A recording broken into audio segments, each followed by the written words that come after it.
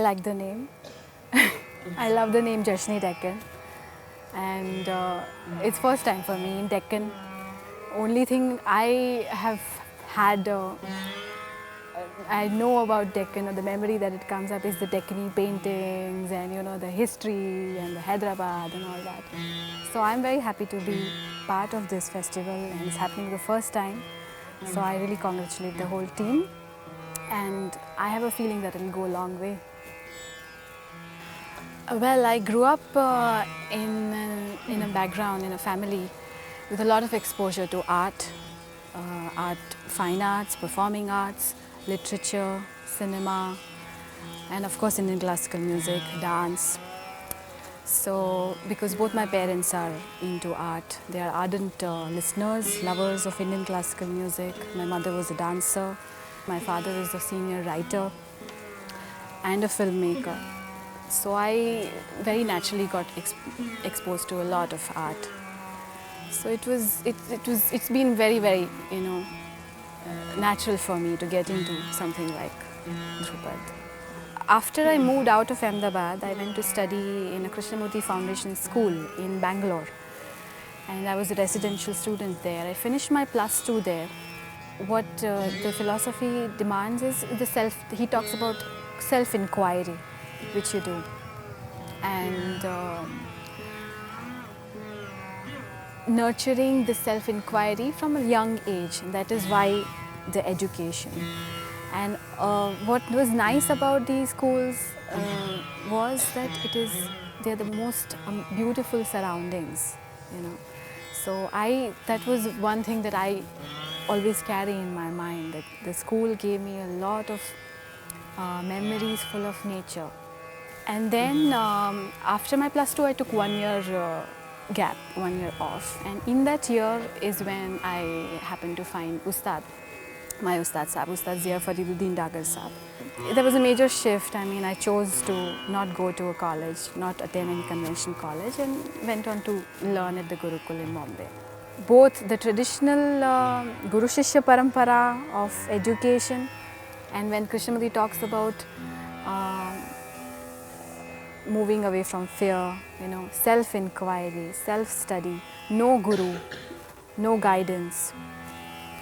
Both have different methods, but ultimately both are talking about the same thing.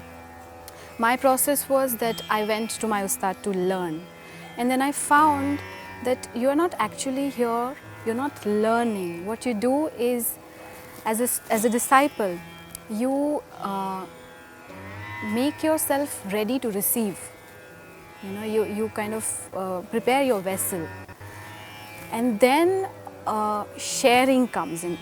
So the performance is somewhere, I feel, is the extension of this aspect of sharing and understanding, learning through sharing. The art form is in the middle of everything. We are all at the periphery. The artist, the singer, the player, the audience, the spectators, they are all around it, and it's the art which is at the center. I think I was very lucky to not have any ambition.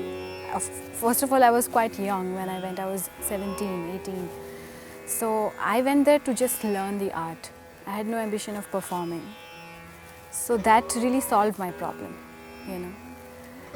So the vessel was ready to be prepared to receive somewhere.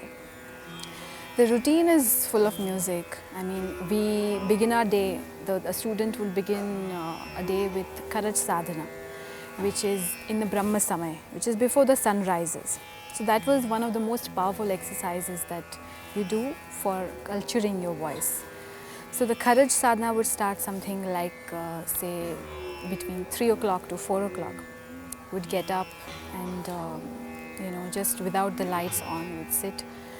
And you practice the Mandra Saptak, the lowest notes of the octave. And the aim is to hit the lowest Shadaj, the lowest Sa. And that's why it's called the Karaj Sadhana. Karaj is the upper branch of the Shadaj. And you go on to the sun rises. So it's kind of, you wake up with the nature. You be one with the element in a way. and you prepare your body technically to bring out that quality that this art demands. Ustad loved discussing and talking. So there would be all kinds of discussions, from politics to art to films to the music to life to animals to everything. These discussions that also prepared the vessel. You see, it was these discussions that got you thinking inwardly and then bring it out to your guru, questioning, waiting for the answer. The morning would be much more rigorous exercises, the murchanas, the various traditional murchanas exercises that we would do. There would be cooking, very elaborate cooking. I was taught by Ustad cooking. It's all about measurement, it's all about color, it's all about the smell, the taste. So the praman aspect that you have in a rag swaroop, or the shruti ka praman itna hai, ya yaman mein madhyam ka praman itna hai, ya bhopali mein gandhar itna hai. तो ये जो प्रमाण है वो through the cooking, it would be shown to you. And many other activities, from mundane to sublime, all in one day. So the days were full.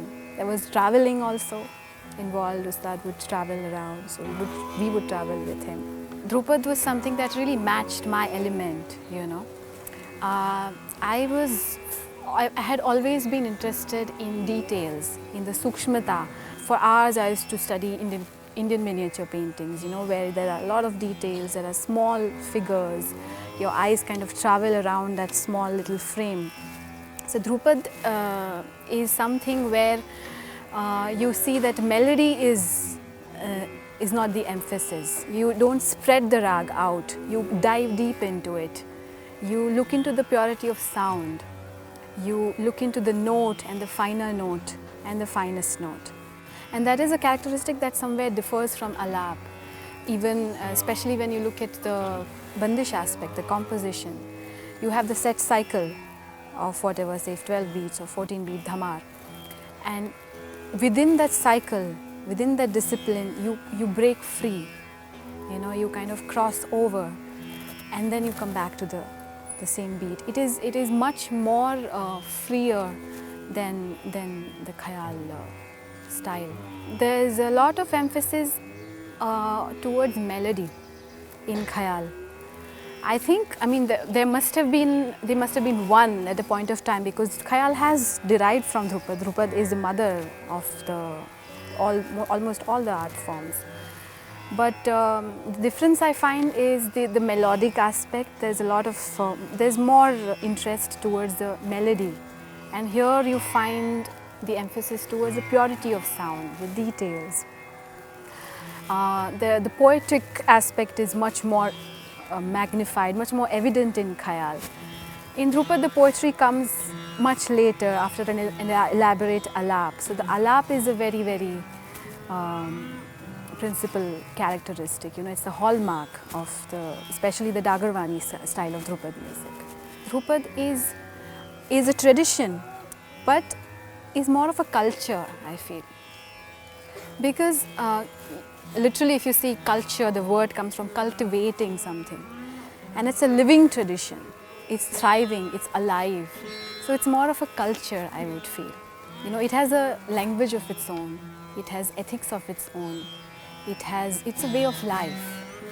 So because of that, you need a certain kind of swabhav of your own to actually get into the, I would say, organism of Drupad, and understand it. And we don't see everyone doing that. Khayal has more appeal because it is also very much entertainment based, because of the cultural, social, political aspects of it, throughout the history. If you see the Mughal courts, and a lot of people have been following this whole movement of Khayal. With Drupad, it does have its own pace, especially when the Dagar Gharana hallmark is the Vilambit alap, that we use. So, एक स्वभाव में एक rhythm आ जानी है. That is something that one learns that's something that I really learned very intimately, being in the Gurukul, being with my master. And it has it's like an elephant has a certain kind of pace, you know, and so because of that, the animal has a certain characteristic to it. A deer has a different pace, and that's why it has certain restless character to it.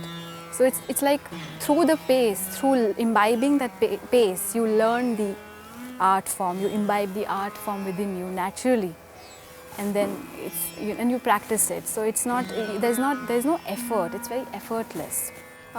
You begin with a Vilambita Alap, which is quite elaborate. You take your own time. There is a particular kind of pace that is involved in it, especially in the Dagarwani school of music. We have long means, a lot of breath control. We have the gamak techniques, the hudak techniques, and several others. A lot of emphasis is put on the rag swaroop in the Dhrupad style of music, where the characteristic of the rag is adhered to. You know, there's a lot of demand from the singer or the player to bring out the full characteristic of the rag with all its finest intricacies and the shrutis and the shruti bhed, the swar bhed. Then you move on to the madhyalaya alap. So in the instrument, you call it the jod. And then there's jhala, where there's a drut alap. So these are the three main blocks that you express and explore the raga into. And then you move on to the rhythmic aspect, which is the bandish. The word bandish comes from bandhana, to bind something together. So it's a composed, poetic, a rag which has been composed into words with poetry and the notes of the raga together. And it has been composed, that's why it's called bandish, because it is bound together. The two, the poetry, the raga, and the notes, and the rhythm is bound together. It's all composed. That's why it's called bandish. The instrumental aspect is very intimately connected with the vocal aspect in Dhrupad, especially in the gharana that I come from, which is a Dagar school of music. And how I have learned, I've been privileged to have the Rudra Veena in the Gurukul because of Bhavdeen Sahab, who is the son of Usazia Mohyuddin Dagar Sahab. So the Veena was always being played. And they say that if the voice is the king, then is the Rudra Veena, it's the Veena that is the Path Darshak, like is the guiding force to the king. Why we say that Veena is the compass? Because it is a physical instrument. There are tar hai yahan pe, there are strings here, you know. It is the body, the voice is somewhere tend to kind of waver, you know, when it comes to measuring a note or measuring a finer tones. But Veena is something which would show you very technically, it will show you through the strings, through just the pulling of the strings. It will show you the finer tones, it will show you the swaroop of the rag much more easy. I think it's an immense amount of possibility that technically Veena has. So I don't think you can't say that it does not have a life of its own, because it is something which does not need to take that, you know, take that support from another medium like voice, I would say. But voice is something that has a lot to take from an instrument like Veena. I mean, I find myself in a very unique time and age as a young person and age, you know, in the times that we are in. But as a woman, I feel it's a complex society still, but there are a lot of possibilities, and the fact that one fact that I feel relieved for is that the fact that the women, young women, and the young women artists today are making decisions for herself, you know, for themselves. So that is kind of a relieving factor that is different from what it used to be before. I mean, gender dissolves once your Tanpura starts, I feel. So I would not say that, oh, you know, it's very nice that women are coming up I think women were always very intimate part of the art, the performing arts, the music, the dance, I mean whatever you call Indian art forms, they were very intimate. They were always there. Only thing was that they were not out on the stage. So it's relieving that today we are making decisions on our own and we are coming out of home and we are on stage.